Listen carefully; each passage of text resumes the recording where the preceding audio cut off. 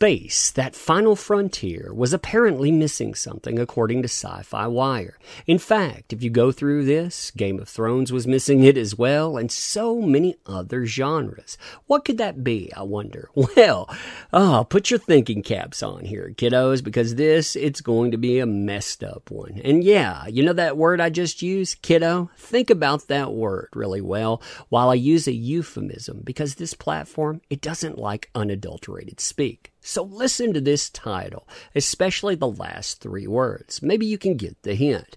Space the Nation. Abort.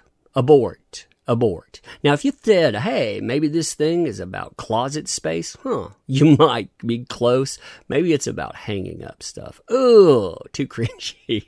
Too cringy. Oh, I can't believe this article exists. So, hey there. So today I want to return to that wonderful world of cringe farming. And this is cringe. If you're wondering what cringe farming is, it's taking the cringiest thing you can find, bringing it to an audience, because whether you laugh about it, you cry about it, you shake your head, at the end of the day, you can feel better because you're not around those folks. And if you are around those folks, if it rains on your life all the time, well, that's okay, because I'm that umbrella guy, and I'll bring you an umbrella just for your sadness. Before we get into all of this crazy, though, if you like this kind of content, make sure you're subbed to this channel. Share these videos, because sharing is caring. And man, we care so much. We actually do. I appreciate you folks. Also, if you want to go and help the channel out in different ways, there are links in the description. And these days, that is definitely appreciated, because this place, doesn't like anyone. One of those things is the case of The Littlest Umbrella. It's our initial foray into comic books. If you check that out, you read up on it, I think you would like it. It's escapism. It's fun, and it has nothing to do with horrors like we're going to talk about here. When I'm talking about this stuff, too, I'm not taking a side in a debate. I'm telling you, these folks think that your shows on TV should have this subject in it. They think romance books should have this in it. I mean, think about these people, and then think about what's going awry. Space the Nation. Abort, abort, abort. So they come out with 2 quotes, and I'm going to read both to you. I'm going to shorten certain words in that. I apologize, but platform is what the platform is. It started with the new president of PP talking about how the A word is what they do. She seemed unashamed to say the A word, a word that for years A activists have largely suppressed, opting for euphemisms. You like my use of euphemisms, by the way. Second quote here. Republicans have had some embarrassing moments in the years when A-word hardliners talk too explicitly about their purist vision, horrifying moderates.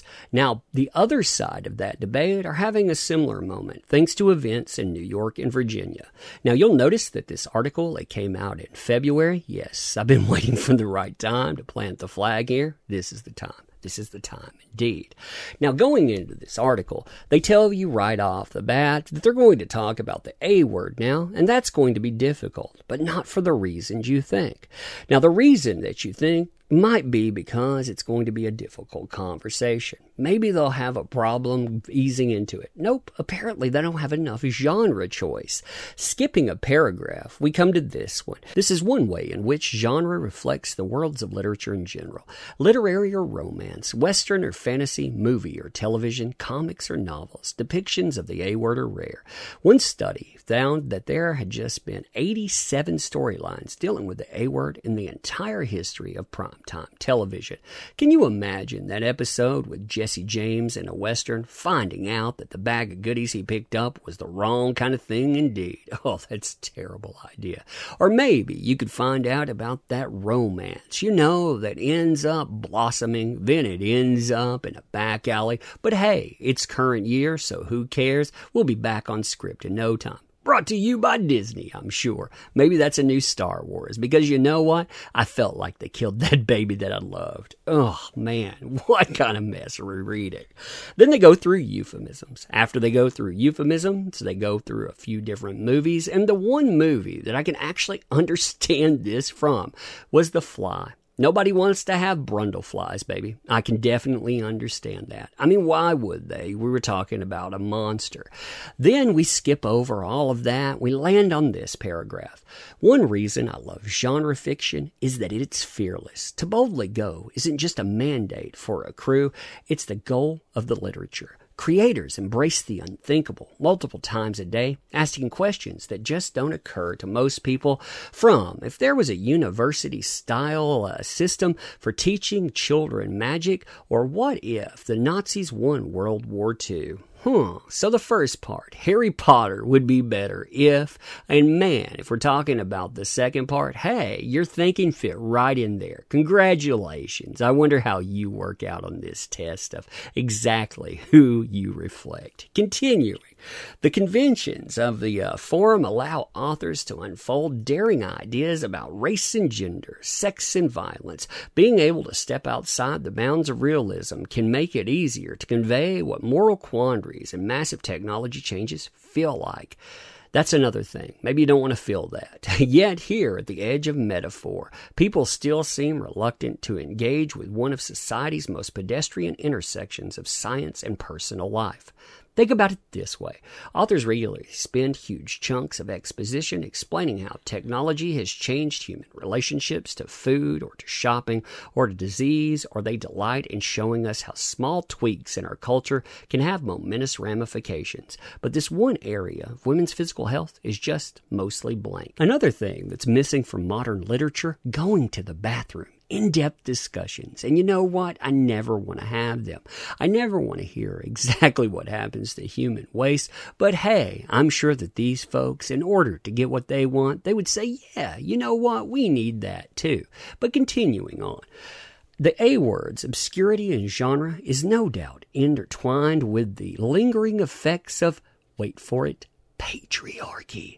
It determines who gets published, if nothing else. Centering the male experience is the same reason every hard science fiction novel about interstellar travel I have ever read will go into great detail about food supply and power sources, and even address the disposal of human waste. And no, it doesn't. But I have yet to come across a single one that will answer the questions of what happens when you get your specific time in space. If you want to know the answers to, they link it there. So they want to know about having your specific times in space, getting rid of a little bit of excess baggage, because you don't want that. And if you don't get to talk about that, you're not talking about the things that are important to women, and that is a ramification of patriarchy. I mean, can you imagine the stepping stones leading to this? That is absolutely insane. Oh, man. But this is the way that Sci-Fi Wire, the place that brought you Battlestar Galactica, now thinks. I mean, really compute that. Really think about it. Man, science fiction, especially science fiction on cable TV, is dead. And everything that's being talked about with this, I hope that there's a replacement channel. But anyway, hearing this wonderful, wonderful sideshow, what do you think about it? Why don't you give me your opinions? And of course, when I'm saying this, again, this isn't part of a yes-no debate. That's not even where we're at. We're talking about escapist fantasy here. We're talking about exploring those strange new worlds, seeking new life and new civilizations, boldly going where no person has gone before.